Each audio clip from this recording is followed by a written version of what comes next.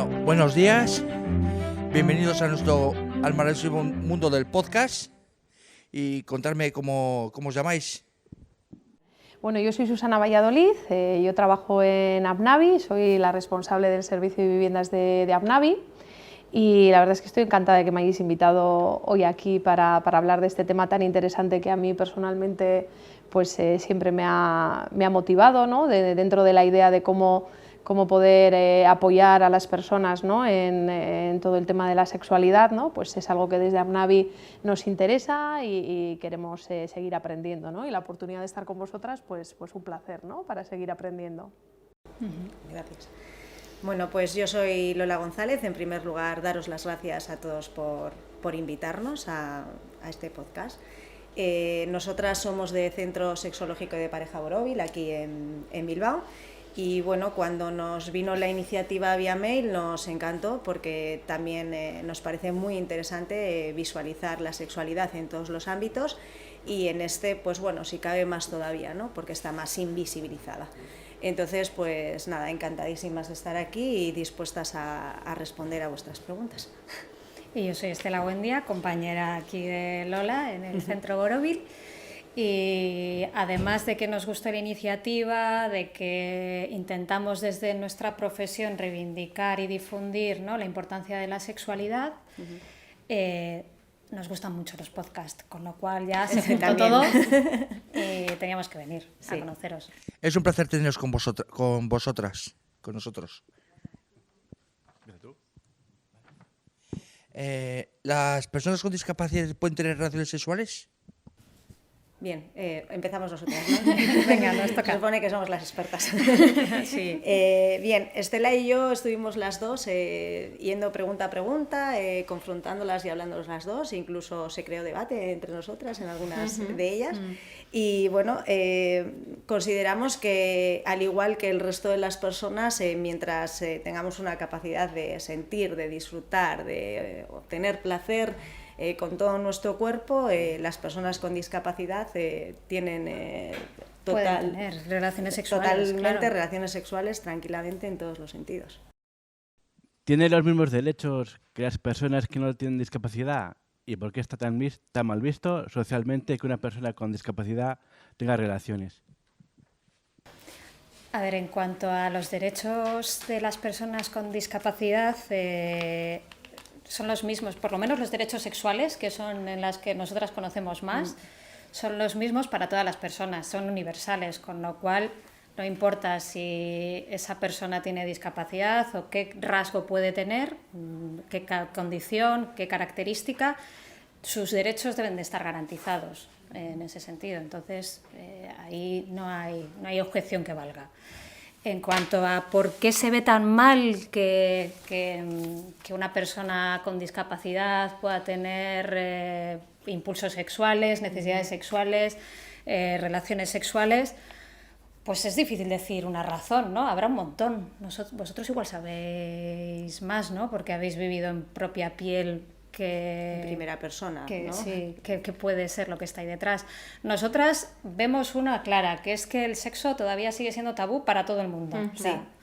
Con lo cual, si yo reivindico, por la razón que sea, mi erótica, mi necesidad de vincularme con otras personas y tener relaciones sexuales, ahí estoy rompiendo con el tabú, con lo cual ya ahí estoy poniendo sobre la mesa algo que es tabú para toda la sociedad y eso pues es romper con ese pacto social de no hablamos de esto y por tanto pues no se ve bien. Más razones.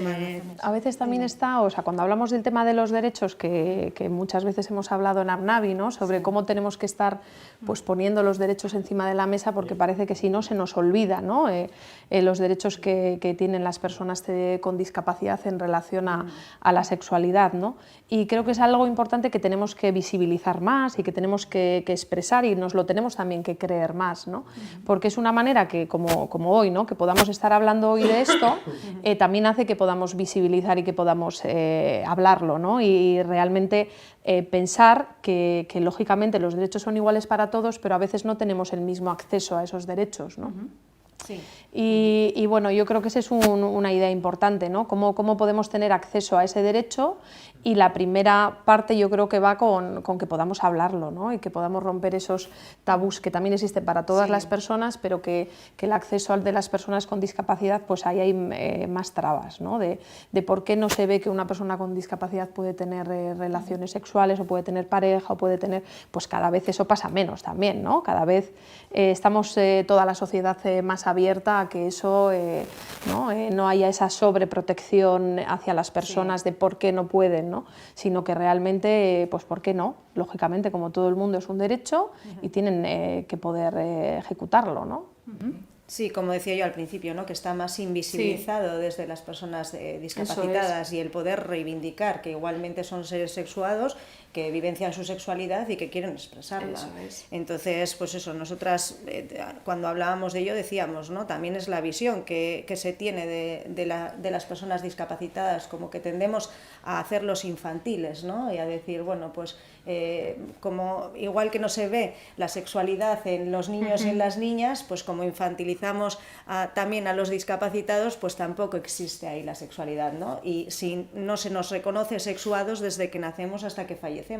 Entonces, como que centramos la sexualidad solo en un rango de edad, en un rango de personas. Entonces, el decir, oye, no, estamos aquí, nosotros somos seres sexuados y como tal queremos que se nos reconozca. Y ese es nuestro derecho, además el derecho está ahí, escrito, ahora vamos a reivindicarlo. Y es súper importante que, que cosas como esta, ¿no? Que podamos hablar de ello y que vosotros además lo planteéis, ¿no? Eso a mí eso me parece muy valioso. Sí, el que podemos hablar, sí. Podamos que reivindiquéis vuestro derecho como personas sexuadas a vivir vuestra sexualidad como deseéis.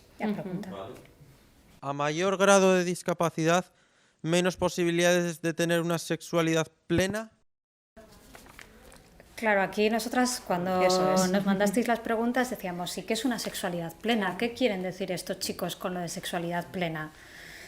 Es algo subjetivo, ¿no? O sea, si yo me siento plena en cómo vivo mi sexualidad, es algo que yo lo siento o no lo siento, que mi sexualidad es plena o no.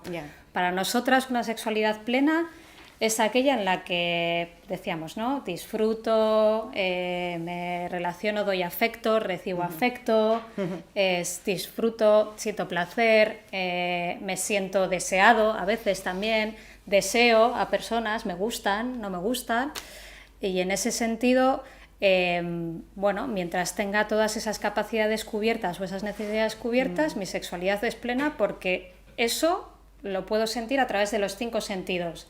Si hay algún sentido que me falla, si hay alguna capacidad que tengo distinta, bueno, adecuaré, digamos, mi vivencia plena a esa característica, ¿no? Pero para nosotras la sexualidad plena no es hacer unas determinadas prácticas, poder usar, no sé, ciertas partes de mi cuerpo o no, ¿no? Eso no tendría que ver con la sexualidad plena, sino con una sensación propia de que me puedo expresar dentro de mi sexualidad. Y además, porque eso sería que existiría una única sexualidad, ¿no? Y la realidad es que existe tantas sexualidades como personas estamos aquí, ¿no? Entonces, pues esa es un poco la idea, ¿no? Cada uno consigo mismo, cómo vive su sexualidad, qué cosas le gustan, le interesan, quiere hacer, ¿no? Y eso es lo que es, hay que respetar y que tiene que ver con la sexualidad, de que sexualidades, ¿no? No sexualidad, ¿no? Esa sería un poco la idea. Yo quería preguntaros a vosotros, ¿qué era sexualidad plena? Mi pregunta es, claro, como dice Estela, cuando la leímos, ¿no? Lo primero que nos vino a la cabeza es, ¿y qué es sexualidad plena? Yo opino que la sexualidad plena es a base del sexo que hagamos nosotros, o sea, con nuestra pareja. O sea, es dar el 100%, yo creo que es dar el 100% en todo lo que es las relaciones sexuales, tocar, besos, placer, etcétera. Nosotras, sí, cuando hablamos de sexualidad lo diferenciamos de la expresión de mi sexualidad, ¿no? Nosotros como seres sexuados que somos, pues cada uno, como bien decía no me acuerdo, Susana, tiene su propia sexualidad, y como vivencias tu propia sexualidad como hombre o como mujer, como te sientas, así te relacionas, y a eso decimos erótica, ¿no? O sea, cómo nos relacionamos, cómo nos expresamos, cómo expresamos nuestra sexualidad, cómo me vivencio como hombre o como mujer, y entonces me expreso como tal. Entonces, claro, hablando desde sexualidad, como bien decía Estela, para nosotros va más allá de los encuentros sexuales que pueda tener con mi pareja. Como hombre, como mujer, vivencio mi sexualidad. Luego son los encuentros sexuales que tenga con él o con ella, o con él o ellos, o varios, o como quieras. O dicho en otras palabras, Eso. si no tengo pareja, ¿puedo tener una sexualidad plena? Por ejemplo. Sí, ¿no? También, sí. Puedo disfrutar a solas, puedo tener afectos, puedo tener amistades muy íntimas, puedo no tenerlas y estar, ¿no? Porque puede ser diferente, ¿no? Para cada uno. Lo que para uno puede ser muy interesante, que es tener una relación sexual, para otro puede no ser y llamarle tanto la atención o ser de su interés, ¿no? Y puedes tener interés más por encuentros más personales o sentir cosas más tuyas sin compartirlas con alguien, ¿no? Eso es de cada uno, ¿no? Por eso hablamos de sexualidades, ¿no? Cada uno La vive de su modo de manera. ¿Creéis que el sexo es una necesidad básica? Bueno, aquí hemos respondido directamente que mantener relaciones sexuales con los genitales no es una necesidad básica. Si estamos hablando de sexo como Eso relaciones es, como sexuales relaciones en las sexuales, que intervienen los eso es. genitales, O sea, sin beber y sin comer no podemos vivir, pero sin mantener relaciones sexuales determinadas, pues podemos vivir. No es una necesidad básica como tal. Lo que sí es una necesidad básica es vincularnos, tener afecto, empezando por nosotros mismos, relacionarnos. O sea, una necesidad básica para el ser humano es mantener relaciones sociales de distintos nombres, ¿no? O sea, bien sea amistad, bien sea de pareja, bien sea relaciones en las que familiares. yo me sienta aceptada. Eso es. Importante, ¿no? Que sentamos que nuestra familia, nuestro entorno nos aceptan como somos. Sentimos que tenemos cierta dignidad, ¿no? Antes decíais, somos parte de esta sociedad, pues eso es importante, ¿no? Sentir que podemos dar afecto y recibirlo, eso es una necesidad básica. Sin eso, si nos quitan la capacidad de darle un beso ahora a mi compañera, ¿no? O hacerle algún tipo de cariño, pues me sentiré un poco peor, ¿no? O sea, esa necesidad es importante. Ahora, el tener un encuentro en el que hay una estimulación genital en concreto, ¿es mejor la vida con eso? Probablemente, pero no es una necesidad. Sin eso puedo vivir y puedo ser feliz y puedo tener una vida muy satisfactoria. Porque si ponemos encima de la mesa que eso es lo que está bien, parece que todo lo demás no está bien, ¿no? Parece que tenemos que tener relaciones sexuales y este es el objetivo, ¿no? Entonces eso va a hacer que también que nos sintamos muy mal cuando no elegimos eso, ¿no? ¿Se entiende? Entonces eso es lo que no puede haber sexualidades de primera, sexualidades de segunda, esto es mejor que esto otro, ¿no? Sino que realmente pues, hay mucha diversidad, ¿no? Y muchas maneras de expresar y muchas maneras de sentirte, ¿no? Desde luego los vínculos afectivos, el relacionarte con las personas que tienes en tu entorno y el sentirte a gusto contigo misma, con esas personas, pues eso sí es una necesidad, eso sí me hace sentirme más feliz o menos feliz, o tener un día mejor o peor, ¿no? Ese día con el que me he encontrado, me iba a tomar un café con una amiga, un amigo, he estado de charla, pues ese día como que me siento a gusto.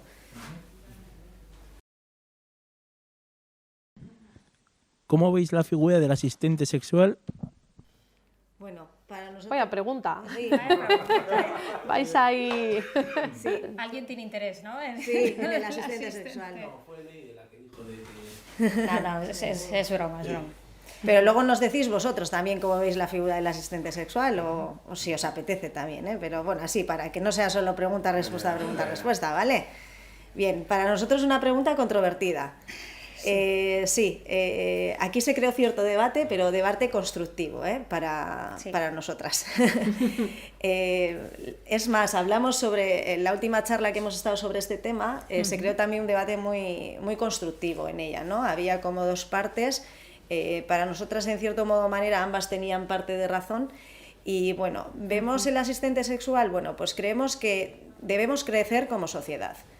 Y respetar la diversidad y respetar y ver y concienciarnos de que las personas con discapacidad son personas que desean y son deseables. Y entonces, en la medida que crezcamos como sociedad y nos veamos y respetemos esa diversidad, pues el asistente sexual pasará sí a existir, pero desde otra perspectiva. Quizás más desde la perspectiva que la entendemos Estela y yo, ¿no? O sea, una perspectiva más como un recurso a tener ahí, un recurso, digamos, que nosotras lo entendemos como terapéutico, una persona con cierta formación, con cierta base sexológica, para recurrir a él cuando lo considere necesario. Para nosotros, es que el asistente sexual, hasta ahora, igual ahora mismo, a día de hoy, el debate está muy ligado a personas que tienen ciertas capacidades distintas o discapacidades. Y para nosotras va más allá. O sea, un asistente, la figura además nació de hecho con Máster Sillón, unos sexólogos que lo usaron.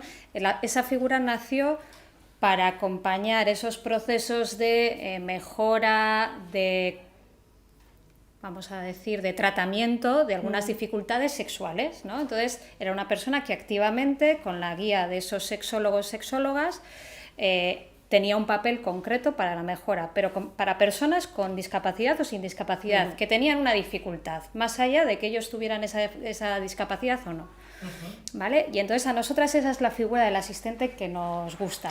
¿Por qué? Porque vemos que las personas con discapacidad o sin discapacidad son sujetos que gustan y a los que les gustan las personas, con lo cual no tienen que tener un tratamiento específico, especial de un asistente, ¿no? Sino que en un momento dado puede ser, pero no por esa condición de discapacidad, sino por aquello que digamos, dificulta su vivencia de la sexualidad, su sexualidad, y que se puede tratar desde ahí. No sé cómo lo veis por aquí. Yo haber dicho así un poco, nosotras en consulta, cuando tratamos dificultades sexuales, cuando viene, pues yo qué sé, os vamos a poner ejemplos así, ¿no? Pues un hombre pues con dificultad en la erección, con una mujer quizás pues que tenga dificultad en la penetración, parejas que vienen con pues diferente tipo de deseo sexual, pues vemos la necesidad de ese asistente sexual. O sea, no solamente es algo direccionado a gente con discapacidad, sino que el asistente sexual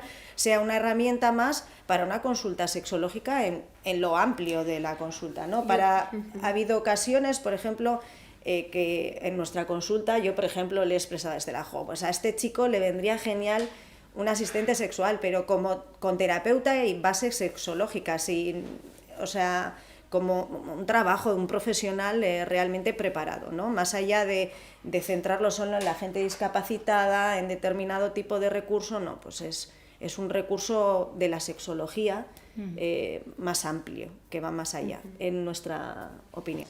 Sí, o sea, yo lo entiendo un poco por lo que estáis transmitiendo, más como una herramienta que persigue tener un fin, ¿no? Que puede ser el tener una relación o lo que la persona en ese momento pueda tener ese interés, ¿no? De relacionarse mejor con otras personas o tener una pareja, o como herramienta para un fin, ¿no? No es un fin en sí mismo, ¿no? Eso es.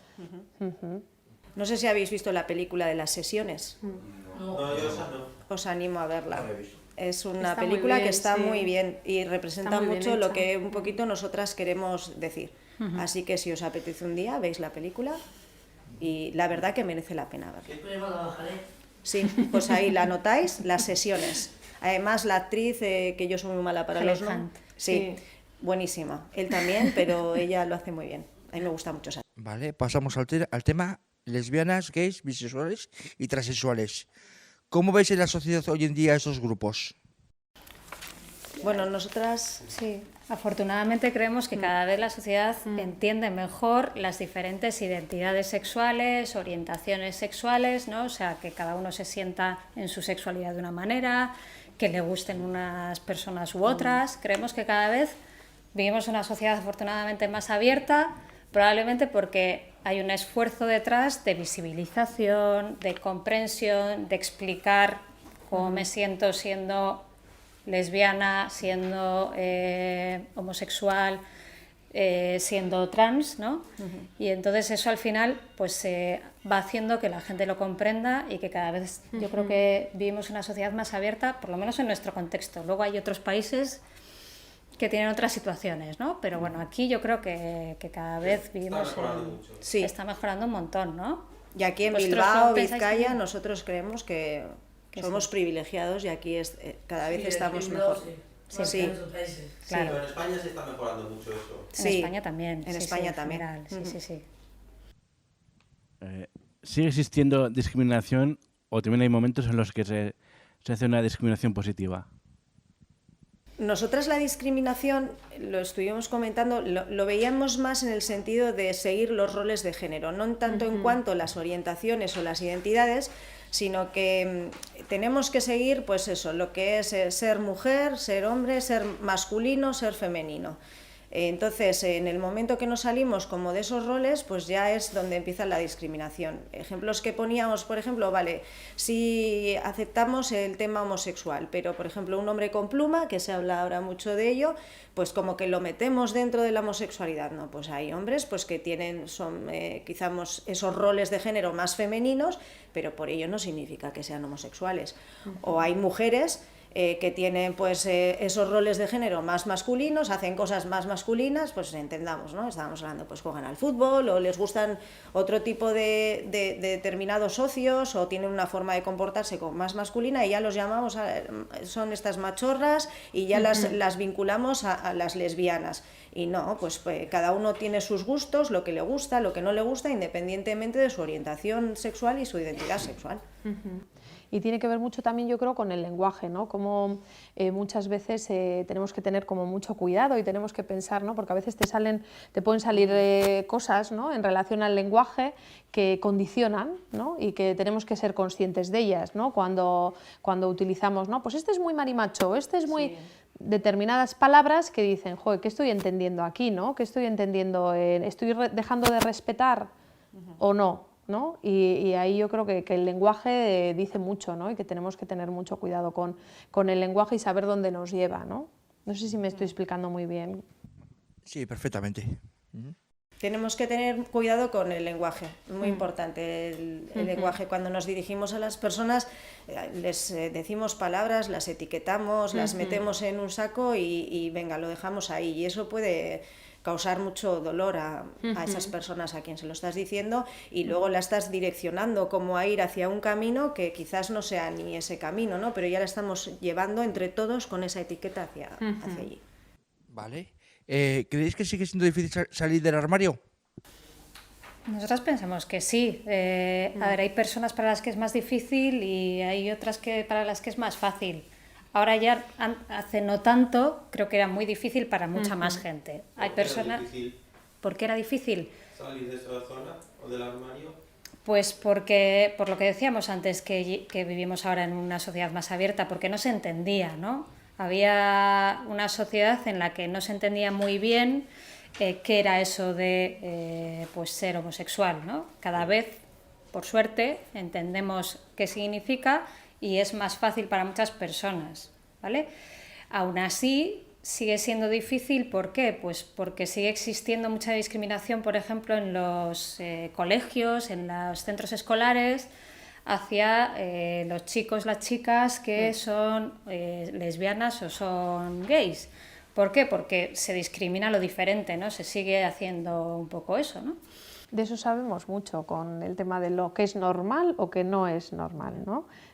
Parece que tenemos que ser de una manera determinada y si no somos de esa manera determinada, no encajamos, ¿no? Y claro, eso no es así, ¿no? O sea, que todos tenemos diferentes formas de hacer, de ver la vida, ¿no? Y lo importante es que todos, y eso en discapacidad lo sabemos muy bien, ¿no? El valor y las capacidades que tienen todas las personas y cómo tenemos que respetarlas, ¿no? Y que no se te dé bien una cosa no quiere decir que no puedas hacer otra, ¿no?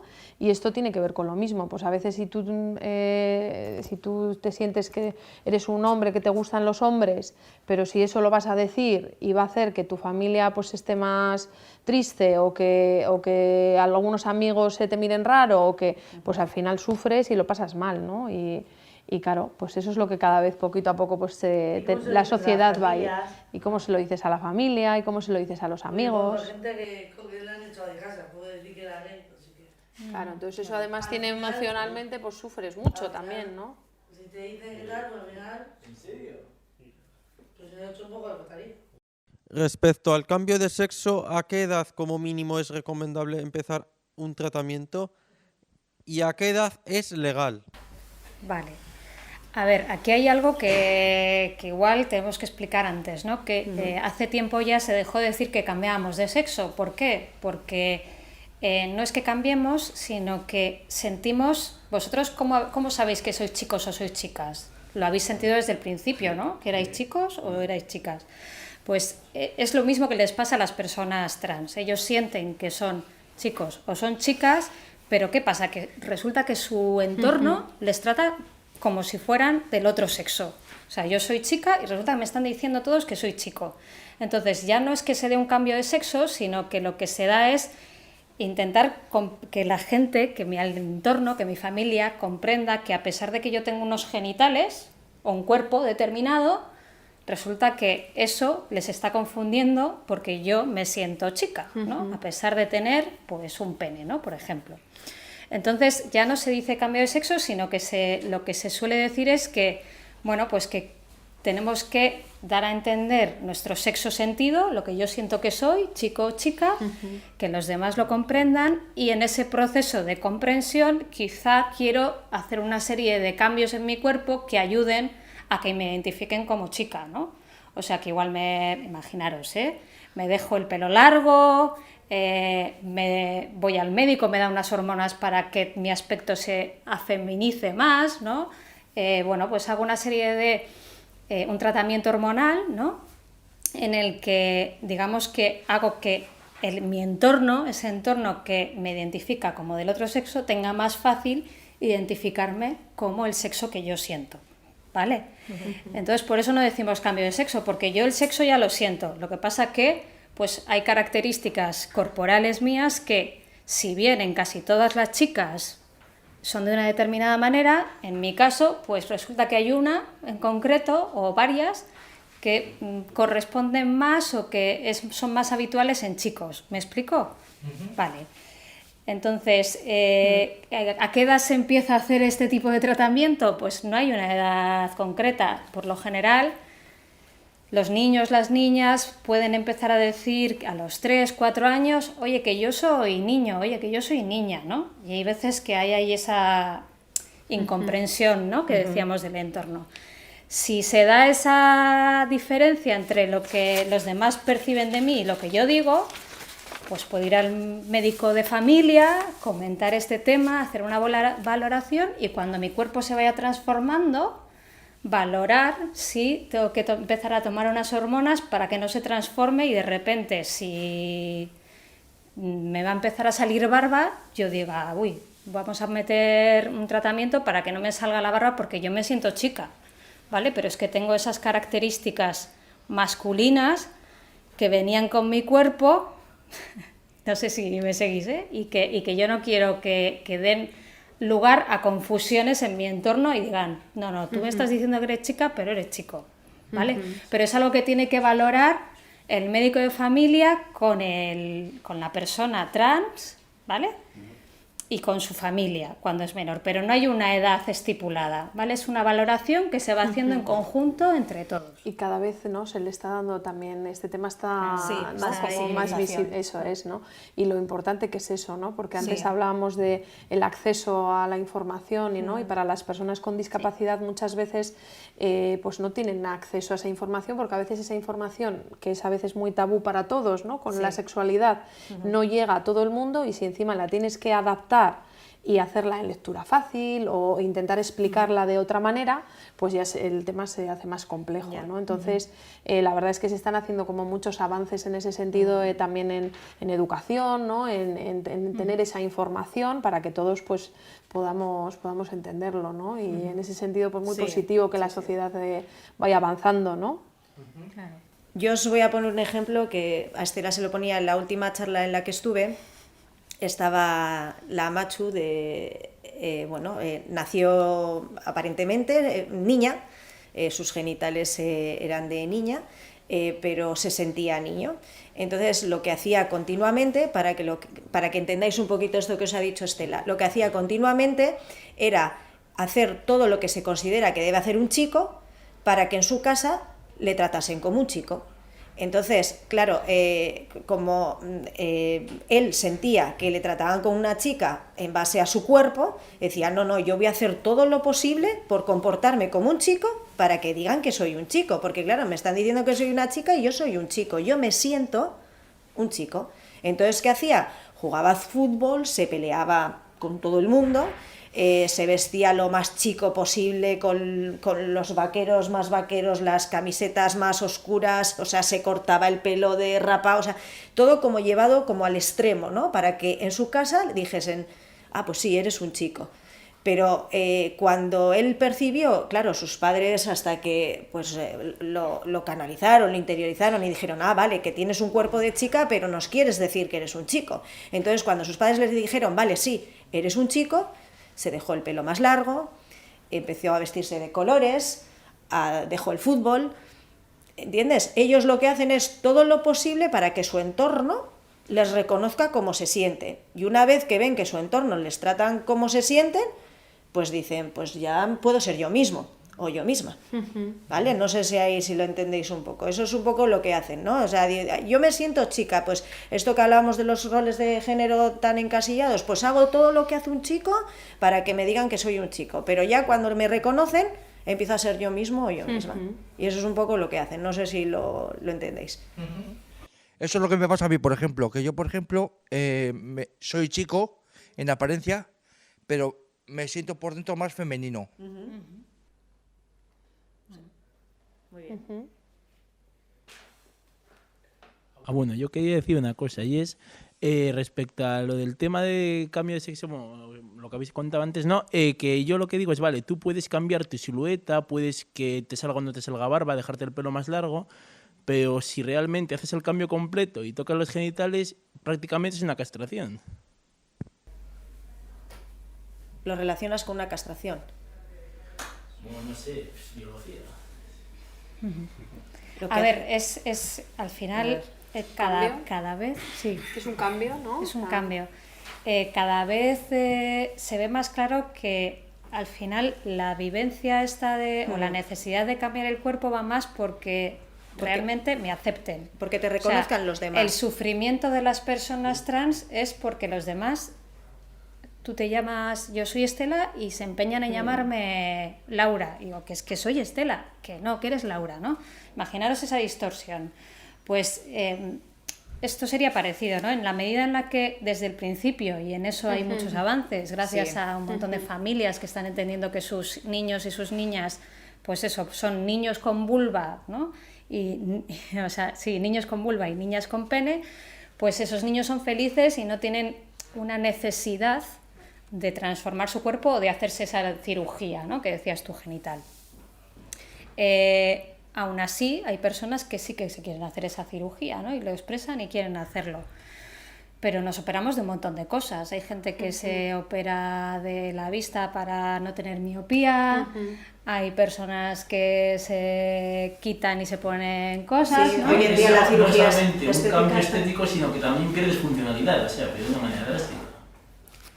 Pero si la sensación de esa persona, tú te estás refiriendo a una persona que tenga pene, independientemente, la sensación de esa persona es que siente que su cuerpo no se identifica con su sensación sentida, bueno, más que eso, que las personas de su entorno no acaban de relacionarle con su sensación sentida, pues lleva, digamos, al límite o al... Bueno, no límite, al momento en que sí necesita un cambio, no por sí mismo un cambio de genital, sino más por el reconocimiento social. A ver, lo ideal sería que fuera por sí mismo. Sí. Entonces, si no va a ser funcional, está claro que al final todos los cuerpos son funcionales. No importa si yo soy chica y tengo pene, si mi pene funciona, maravilloso, ¿no? Tengo que pensar que mi cuerpo, o sería interesante pensar que mi cuerpo me está facilitando pues un montón de sensaciones tal y como es. eso es a donde queremos llegar. Ojalá en un futuro todas esas personas que, digamos, vamos a identificar hasta ahora como trans, pues no tengan esa necesidad de hacerse ninguna cirugía genital porque entienden que funcionalmente su cuerpo les está aportando un montón de cosas. Sí es cierto que hay cirugías más complicadas que otras. Por ejemplo, es más complicado pasar de una vulva, ¿no?, de genital femenino a genital masculino. Es más complicado y por eso hay más hombres que tienen vulva, que tienen genitales femeninos, que no se operan, porque es una cirugía compleja. Al revés es más fácil, pero esto es un tema médico que nosotros no controlamos tanto, ¿eh? Pero sí que yo creo que al final, más que cirugías, y que está muy bien, que seguro que con el tiempo mejoran y que cada vez esas operaciones son más fáciles, más adecuadas y que al final queda ese cuerpo mucho mejor. Lo interesante es que lo hagamos por nosotros mismos, porque nos apetece cambiar ese cuerpo y no porque veamos que tenemos que encajar en esos esquemas que nos dicen que los hombres tienen pene y que las mujeres tienen vulva, ¿no? Que veamos que hay una diversidad de cuerpos y que respetemos como el sexo sentido de cada uno, ¿no? Y que aceptemos nuestro cuerpo tal cual es, independientemente de los mensajes que recibamos sociales. Bien sea un pene, una vulva, bien sea, pues eso, las cirugías estéticas, decíamos, ¿no? Tener más pecho, menos pecho, tener tripa, no tener tripa, tener tal, o sea, es todo la aceptación propia de tu propio cuerpo, ¿no? En este caso estamos hablando de genitales, pero el resto del cuerpo también, ¿no? Muchas personas hoy en día... Socialmente hay mucha presión, ¿no? De cómo debe ser un cuerpo perfecto, eso es, ¿no? Entonces, esa presión lleva a muchas personas a hacerse ese tipo de cirugías también. En este caso genital. Entonces, bueno, pues el que estas personas, eso, como lo ideal sería que estas personas tomasen la decisión por ellos mismos, independientemente de los mensajes que reciban sociales. Vale, hablando de lo de, por ejemplo, de lo de, a ver, lo diré, del cambio de sexo. ¿Creéis que es malo vestirse con ropa de mujer, por ejemplo? Vestirse con ropa de mujer. Bueno, en la medida en que cada uno se puede vestir como quiera, es lo mismo que decimos, ¿no? O sea, hay un montón de sexualidades, hay un montón de identidades, hay un montón de formas de expresar esa sexualidad y por tanto, si quieres vestirte de chica, ¿qué es eso, no? ¿Qué es vestirse de mujer? La ¿Qué es ropa es vestirse de universal. hombre? Yo llevo pantalones, pero nadie me dice que voy de chico. Hace 60 años probablemente me dirían, ¿dónde vas con pantalones? Que eso es ropa masculina, ¿no? Porque todas las mujeres tenían que llevar tacón, tenían que llevar falda, tenían que llevar el pelo muy bien peinado, y yo aquí he venido medio despeinada, con pantalones y zapatillas. Esto hace unos años, o sea, que tiene que ver mucho con la sociedad en la que vivimos, que va cambiando y nos va marcando unas normas, ¿no? Entonces, como vestir como quieras. Eso es. Y también lo que tiene que ver con los espacios de intimidad y los espacios que son más sociales, ¿no? O sea, el decir, bueno, pues hay determinadas cosas que igual en mi intimidad sí que podría hacer, pero igual en un contexto más social igual va a tener una repercusión para mí más negativa y valoro que igual eso ahí no, pero en mi casa pues sí, ¿no? Eso también son cosas que vas decidiendo y vas viendo, pues esto me interesa y me gusta, pero para aplicarlo en mi intimidad, ¿no? Porque realmente lo que me va a generar en un entorno más social, pues igual va a ser más negativo que positivo, ¿no? Y me va a hacer daño, entonces, bueno, hay que tomar decisiones ahí, ¿no? Depende de dónde vaya, un sábado por la noche igual no iría vestida así, igual me habría puesto otra cosa, ¿no? O sea, cada contexto tiene un... Hombre, lo ideal sería que la ropa fuese universal y cada uno nos pusiésemos lo que nos gustase. Que no hubiera de chicos, no hubiera de chicos, de chicas, que no lo tendría que reservar a mi intimidad. Pero ese es el ideal. Pero ese es el ideal, claro. O sea, claro, sí, porque socialmente es hemos más reivindicado. sí. Ahora tienen que reivindicar los hombres el llevar falda. el por llevar ejemplo, falda. ¿no? Bueno, cada vez se ven más hombres maquillados, también los hombres cada vez pues eso, cuidan más su aspecto físico, ¿no? Entonces, pues tenemos que ir avanzando en eso, tanto por un lado como por el otro. Yo os invito a que reivindiquéis lo de la falda. Es cómoda. Y que tiene que ver mucho con el respeto, ¿verdad? O sea, tiene que ver mucho con cómo respetamos a las demás personas por las cosas que les gusten hacer, ¿no? Si alguien es un hombre y le gusta pintarse el ojo, ¿no? Que tengamos respeto, porque eso ya es como el abanico de, bueno, pues le gusta, se siente mejor así y tiene derecho a poder hacerlo, ¿no? Y eso tiene que ver con el respeto a los demás, ¿no? A mí eso es lo que me pasa, por ejemplo. Son procesos. Procesos y apoyos, ¿no? Que igual hay que pedir en un momento dado para ayudar. Claro. Vale, a ver, ¿los roles de género en todas las parejas existen o son las heterosexuales? Bueno, yo creo que hemos venido respondiendo un poco a la pregunta, ¿no? Los roles de género existen en las parejas, fuera de las parejas, en todas las relaciones sociales que tengamos. Estamos muy vinculados o mediatizados por los roles de género, ¿no? O sea, están como demasiado encasillados. Por ejemplo, lo que estábamos hablando ahora mismo de la ropa. Lo ideal sería que los roles de género no existiesen y cada uno decidiese cómo relacionarse, ¿no? Con su familia, con su pareja, con sus amigos, con sus hijos e hijas. Pero yo creo que la pregunta va más encaminada a, por ejemplo, en una pareja de hombre, o sea, de hombre y mujer, por ejemplo, pues igual el hombre hace el rol de hombre y la mujer hace el rol de mujer, pero en una pareja heterosexual igual no existe esa diferenciación, o tal vez sí. Vale, en una pareja, vamos a poner de 2 hombres, ellos estarán cumpliendo los roles de género para los hombres, los dos, pero eso va a influir en esa relación de la misma manera que cuando es una pareja de hombre-mujer o cuando son 2 mujeres. Es decir, lo que queremos decir es que los roles de género son al final mandatos, son normas que la sociedad, que la cultura en la que vivimos nos dice que tenemos que cumplir por ser hombre o por ser mujer. Si tenemos a 2 hombres en una pareja, esos 2 hombres están intentando cumplir esos mandatos sociales y eso pues va a influir en su vivencia de la pareja. Si tenemos una mujer y un hombre, pues eso va a influir en su vivencia de la pareja.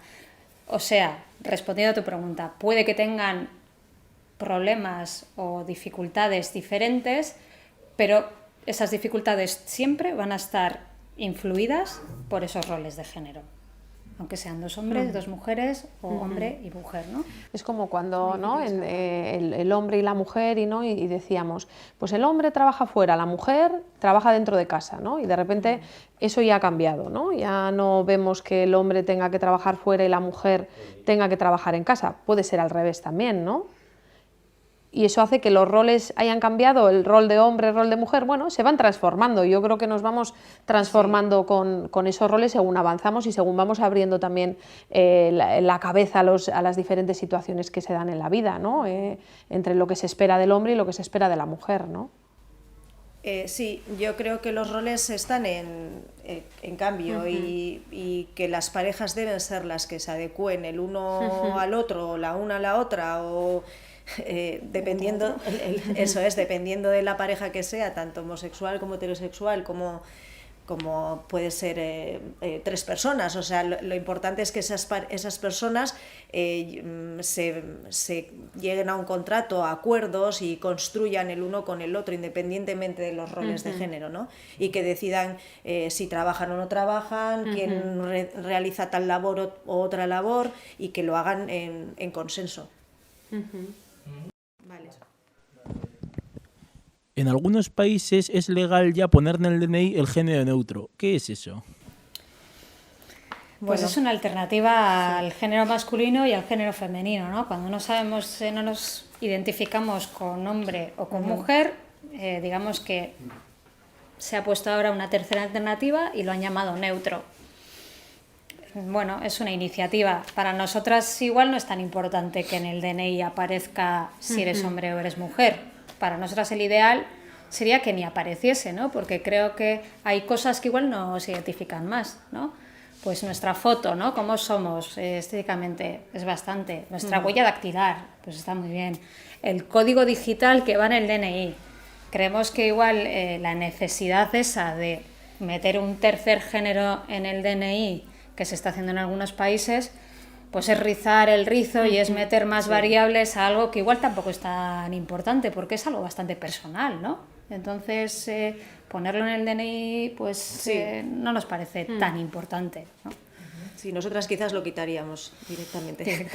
Pero está sirviendo igual para hablar del tema también, ¿no? Sí, o sea que... Visibilizar, ¿no? Sí, hombre, es interesante visibilizar que no se nos encasillen desde recién nacidos en uno o en otro, pero bueno, quizás sería más interesante sin más que el bebé nazca y se identifique con lo que se quiera identificar y bueno, y que se exprese como se quiera expresar y ya está, sin necesidad que en tu DNI ponga neutro, femenino, masculino. Pues eso, la huella digital es algo que no cambia, esto es para siempre y ya nos tienen identificados con ello, vamos. ¿Cuándo se suele enterar en el entorno más cercano de la persona que es homosexual, lesbiana o bisexual? Bueno, nosotros pues creemos que cuando la persona lo exprese. Cuando la persona lo diga, entonces se sabrá. Hasta que la persona no lo diga, pues no se sabe nada. Porque quien lo siente es cada persona. Cada persona siente su orientación, siente su identidad y en el momento que la exprese, pues el entorno se enterará de ella, si quiere decirla o no quiere decirla. Y bueno... no hay más trucos no para hay más saber... trucos. No hay nada que defina una orientación u otra o una identidad u otra. O sea, simplemente es eso. Cuando la persona lo diga, cómo se siente, pues entonces ahí ya lo sabremos. ¿Y sobre qué edad se suele perder la virginidad en los chicos y en las chicas? Uf, la virginidad, va. Tenemos poco tiempo, ¿no? Habéis dicho. Claro, virginidad. Bueno, para nosotros es un concepto que, bueno, está obsoleto. Es que para nosotros hay muchas primeras veces. Hay muchas primeras veces. Muchas. Muy importantes. Bueno, yo doy por hecho que a lo mejor está dando por hecho cuando te refieres a virginidad es el primer encuentro sexual de penetración, ¿no? O sea, fíjate, entonces, claro, y la palabra virgen tan relacionado con la iglesia, pues bueno, se me eriza el vello un poco. Pero sí, yo creo que lo interesante es descubrirte a ti mismo, en primer lugar, conocerte a ti mismo, conocer lo que te gusta y no te gusta, o a ti misma, y luego cuando te encuentres con una persona o con personas, con quien quieras, principal es el respeto, respetarte a ti, respetar a esa persona, y cuando te relaciones con ella, descubrir qué os gusta a ambos, cada uno, relacionaros con vuestros gustos, independientemente de penetraciones o no penetraciones, de genitales, descubrir los besos, las caricias, los abrazos, las risas, las sensaciones, todo eso. Y luego pues ahí ya estás disfrutando de millones de primeras veces. Y si te vinculas primero con una, luego con otra, pues más primeras veces y más primeras veces. Y un día va a ser de una manera y otro día va a ser de otro. Y vamos, pues eso, a dejar de ser un poco tan genitales, que vale que está fantástico, porque bueno, pues es una zona... por excelencia, pues con más y de compararnos con el ideal, ¿no? Y eso. También, porque al final ahí, si lo de te la edad, decimos una cierto. edad, es compararnos con el proceso de otra persona Eso vital. es. Entonces, Tú tienes tu propio proceso. Yo añadiría también el tema de poder pedir apoyo, ¿no? Cuando lo necesitas, ¿no? Cuando igual tienes muchas dudas o igual para poder entender algo con todo esto, ¿no? El poder pedir ayuda a personas de referencia, de tu entorno, ¿no? Muchas veces todos aprendemos en las relaciones con los amigos, ¿no? de muchas cosas, y a veces pues es importante eso, ¿no? El saber, pues aquí esto no lo tengo muy claro y tengo que hablarlo con alguien y tengo que pedir apoyo, ¿no? Creo que eso es una clave importante también. En ese apoyo también que encuentres personas que te den información con cierta veracidad, ¿no? Que a veces también entre los amigos nos liamos y decimos cosas, pues eso, también ponemos esa, es que mi primera vez, claro, y yo todavía no, ya me empiezo a crear una angustia. Parece que es doloroso, ¿no? Cada uno... hay tantas experiencias. Sí, hay tantas experiencias como personas. Es algo muy personal de cada uno. El dolor no tiene por qué estar. Vale, que siempre dices que, a mí la primera vez siempre me ha dolido, yo no sé qué. Esa era la experiencia de esa persona. Sí.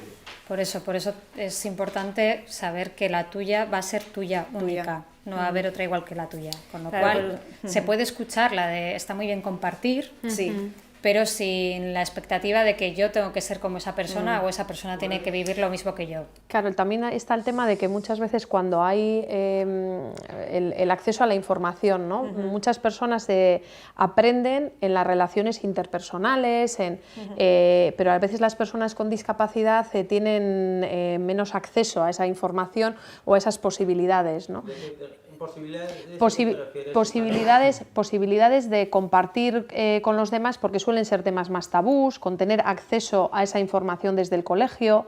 Hay algunas personas, por ejemplo, con discapacidad que están en un colegio de educación especial, a veces la formación en temas de sexualidad tiene que ver con algo que se hace como extraescolar o en actividades. Entonces, ese acceso a la información, que a veces ocurre en lo formal y en lo educativo, y otras veces también hay otra parte que tiene que ver con las relaciones interpersonales, pues a veces las personas con discapacidad tienen menos acceso, ¿no? Entonces, pero hoy en día sí tienen más acceso. Hoy en día tienen más. Y pueden ir a los colegios normales también. Hoy en día tienen más, eso es. Porque está preparado. O sea, yo creo que la falta de educación sexual no solamente está relacionada con la gente discapacitada, en realidad, en nuestra opinión, deja mucho que desear la educación sexual, tanto a nivel escolar como a nivel familiar, ¿no? Tenemos que empezar a educarnos todos los agentes que estamos en torno a los niños y las niñas y empezar a educar desde el momento inicial, ¿no? Desde empezar por atender lo que se dice, es más, somos inconscientes en ellos en que educar estamos educando, pero tenemos que ser conscientes en cómo estamos educando, hacernos responsables también de esa educación, igual que nos responsabilizamos como padres y madres de la educación a nivel pues alimenticio, a otros niveles, ¿no? Entonces, de esa no nos hemos responsabilizado todavía. Tenemos que empezar a responsabilizarnos, a entrar como padres y madres a esa educación, a pedir esa educación en los centros, pero no a dejarla únicamente en los centros, porque es nuestra responsabilidad. Y luego también a que los centros hagan la educación adecuada, igual que nosotros. Nos tenemos que empezar a educar primero nosotros, luego los profesores, las profesoras, los andereños, las maisus. Todo un reto tenemos ahí. Todo un reto total. Un colegio de niños, profesoras.